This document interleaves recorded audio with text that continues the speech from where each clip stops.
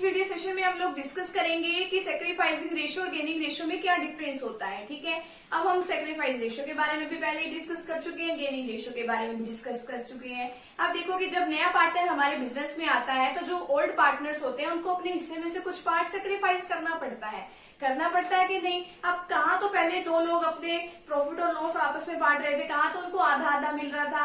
अब जो है तीसरा और पार्टनर आ गया तो उसको भी तो कुछ हिस्सा देना पड़ेगा ना हमें। ठीक है, तो जो पुराने वाले पार्टनर्स हैं उनका कुछ हिस्सा क्या हो जाता है, कम हो जाता है। अब मान लो कि जो पहले जो पार्टनर्स हैं, दो पार्टनर्स थे, 90 रुपीज का अगर उनको प्रॉफिट होता था तो वो 45 और 45 में डिवाइड कर लेते थे। ठीक है, अब दो की जगह अब एक और पार्टनर आ गया, अब तीन पार्टनर हो गए। अब इस 90 के तीन हिस्से होंगे ना, अब उनको 30 रुपीज मिले करेंगे प्रॉफिट के।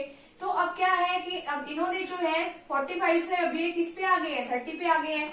15 रुपए का तो इनको क्या हुआ, लॉस हुआ ना, यानी कि इन्होंने अपना हिस्सा जो है किसके फेवर में सेक्रीफाइस किया है, कि जो न्यू पार्टनर आया उसके फेवर में सेक्रीफाइस किया है। तो सेक्रीफाइस रेशियो के दो पॉइंट यहाँ पे क्लियर होते हैं कि एक तो नया पार्टनर आता है तब जो है हम इसको कैलकुलेट करते हैं, और जो मतलब कि जो हमारा पार्टनर है, जो नया पार्टनर आ रहा है तो उसके आने से जो ओल्ड पार्टनर है उनको अपने हिस्से में कमी करनी पड़ती है। ठीक है, तो यहाँ पे देखिए sacrificing ratio refers to the ratio, यानी कि वो ratio in which the old partner sacrifice their share. वो अपना जो पार्ट है वो क्या करते हैं, सेक्रीफाइस करते हैं। प्रॉफिट का वो पार्ट सेक्रीफाइस किसके फेवर में करते हैं, न्यू पार्टनर के फेवर में कर रहे हैं। ठीक है, अब जो है ये नए पार्टनर के एडमिशन के टाइम पे जो है इसको कैलकुलेट किया जाता है, और इसका फॉर्मूला क्या है, ओल्ड रेशियो में से हम न्यू रेशियो को माइनस कर देते हैं। आपके क्वेश्चन में ओल्ड रेशियो भी गिवन होती है, न्यू रेशियो भी गिवन होती है।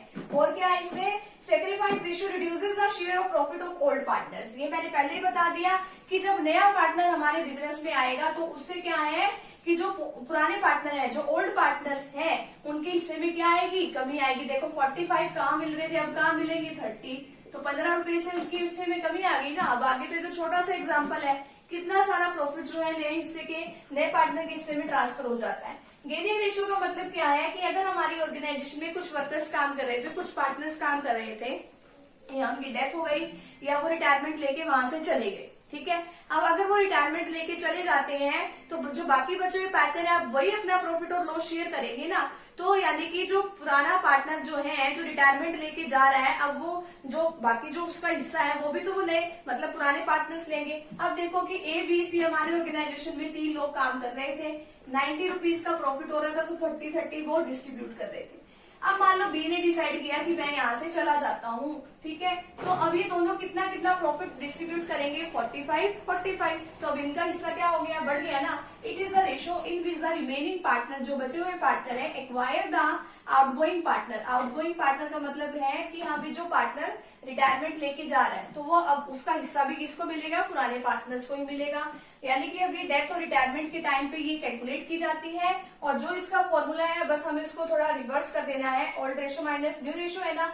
अब इसमें क्या है, न्यू रेशियो में से अगर हम ओल्ड रेशियो को माइनस कर देते हैं तो ये हमारा जो है गेनिंग रेशियो निकल जाती है। और गेनिंग रेशियो का मतलब क्या है कि यहाँ पे जो कॉन्टिन्यूइंग पार्टनर है, ठीक है, जो हमारे ऑर्गेनाइजेशन में अब काम करेंगे, रिटायरमेंट वाला तो रिटायरमेंट लेके चला गया, तो जो बचे हुए पार्टनर है उनका हिस्सा क्या हो जाएगा, बढ़ जाएगा प्रॉफिट्स का। तो यहाँ तक का फटाफट से आप स्क्रीनशॉट ले लीजिए।